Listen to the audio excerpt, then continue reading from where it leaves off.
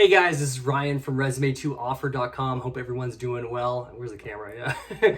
Anyway, today we're going to be talking about what to say when you are fired in an interview. So this question, special thanks to Forrest. Forrest, we had a great one-on-one yesterday talking about kind of his strategy for looking for jobs and just kind of like how to optimize his sales experience. And he kind of asked this question on what to do. So have a few different responses of what you can say. And if this is your first time to this channel or first time to this video, welcome.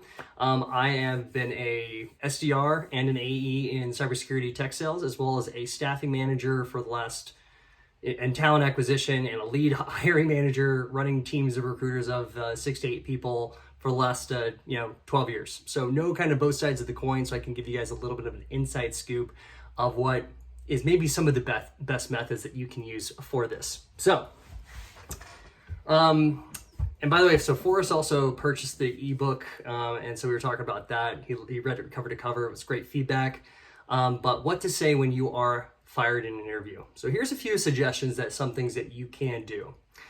So number one, let's say it's sales. We'll start with sales, and then the next two I'll talk about kind of a general basis. So first one, let's say you were underperforming in your sales at your last job. You know, they let you go. You're going now into a new interview. What do you do? What do you say? And this is what I told Forrest, was basically that if that happens, not every product is destined for success. There's some that are just not, they're a little bit obsolete maybe in technology. They're not the right product fit. Maybe something in the company is like bad management or bad, financial expenditure, resources, allocation. There's a lot of different reasons. So if you do it more based on the reasons of the company instead of yourself, it kind of shifts the blame a little bit and the target as well. So what can you do? Usually if I was in that position, I would say a little bit like, it was a great team, great company, great leadership, but the product wasn't right for the market. They didn't have all the tools set up efficiently for optimization. At that point, you can talk about more, you kind of kill them with kindness. You also talk a little bit about your experience. You over deliver on knowledge, okay? So this is a way that you can kind of make sure that you can turn it into a strength where now you showcase your sales skills, okay? What you do, you can talk about this is what I was doing in the job. I was doing these outbound marketing, email marketing. Here's my metrics for a daily, weekly, monthly, quarterly basis. Here's how many demos we were doing. You kind of kill them with knowledge. You basically sell them on what was your outbound in the role. What was your daily responsibilities? You have all the knowledge already at hand. Your outbound marketing, your sales methodology, your framework, your features and benefits, your product knowledge, your competitor analysis. You let them know like, hey, I was doing everything I could in that role.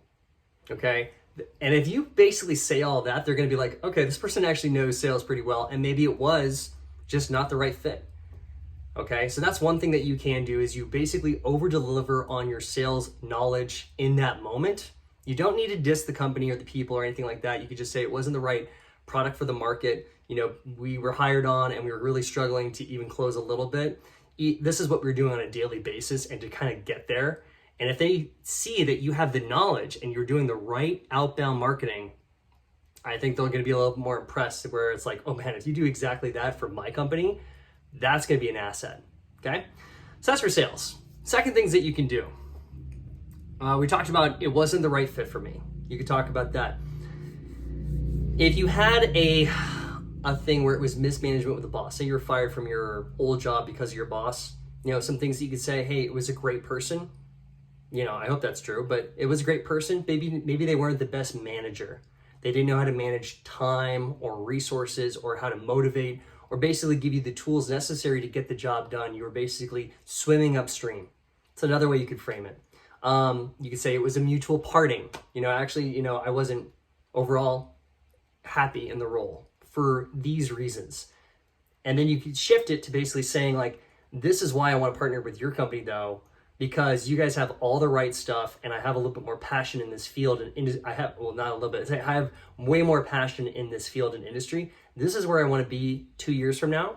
And I feel like it's a great win-win opportunity for both of us. That's kind of why I've also we've kind of mutually parted as well. It wasn't the road that was going to be best for me in the future. So you're always kind of talking about, you're not dissing them. but you put the blame not so much on your performance, but kind of something that's within the company itself. And it could be something that doesn't make them look in a bad light. And then you talk about kind of your own skills that you've already accumulated in this new unit of time and what you're going to be doing moving forward. Okay. And number 3, basically, again, it's all about, you talk to it about human error. Say you were fired for a mistake you made. This is one of those things where you do want to own it, take responsibility, tell you how, like, I made a mistake in my last role. This is what happened. You keep it very brief as best as you can.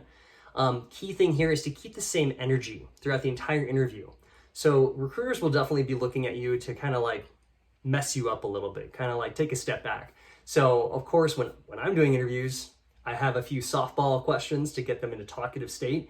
Then I give them questions that are like very routine. Tell me about kind of like what you like to do. What did you like best about your last role? Then I throw in these questions too, to throw them off balance, to kind of see how they react. And if you have the same confidence throughout the entire interview, it's a big A+.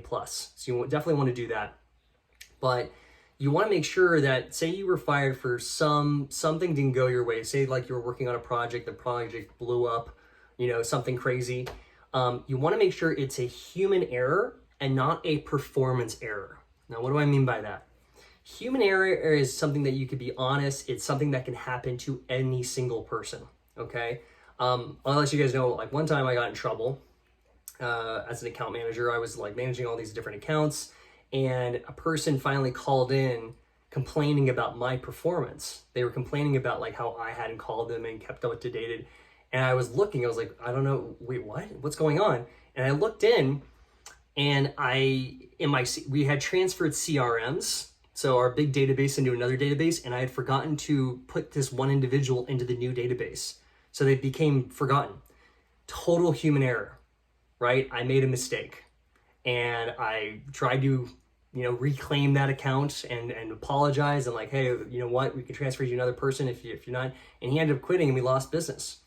I didn't get fired over it, but but I'm just saying, like, those are instances where you can tell a story of a human error instead of like one that's like, oh, I just never contacted the person because I didn't like them. That was, that's a performance-based where you weren't performing or upselling or cross-selling or doing any of those things. Instead, it was a human error. It was something that anybody can make that mistake and is relatable to the hiring manager. In those cases, they're going to be like, oh, okay. It's a little bit more empathetic. And, by the way, I'm not saying make up a story. It should be true. But you want to make sure that when you do that, you try to focus on the human error. You take responsibility, you move forward, and you also highlight the wins you had. You highlight also the traits that separate you as a candidate, as a star candidate, as well as like, hey, this is also my focus right now. This is what I've been doing to prepare for this kind of role. And this is what I'm going to be doing if, hey, to knock it out of the park, this is what my plan would be in the next 30, 60, 90 days. So those are some, sorry, I'm getting text message at the same time, bunch of them. So that's some things that you can do to help alleviate the situation. The key thing is be honest, still be confident.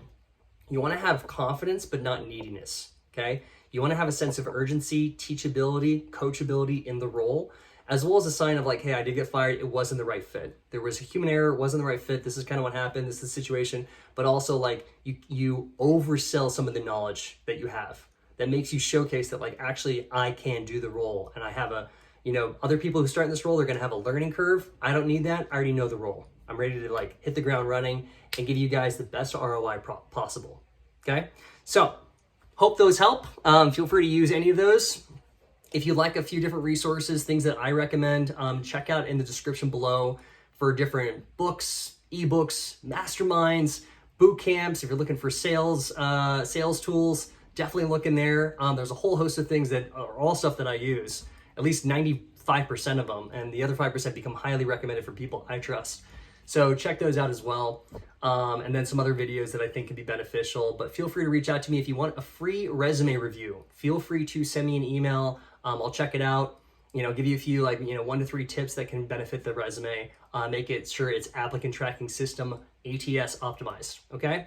All right, guys, have a good one. About to have a awesome weekend. Cheers.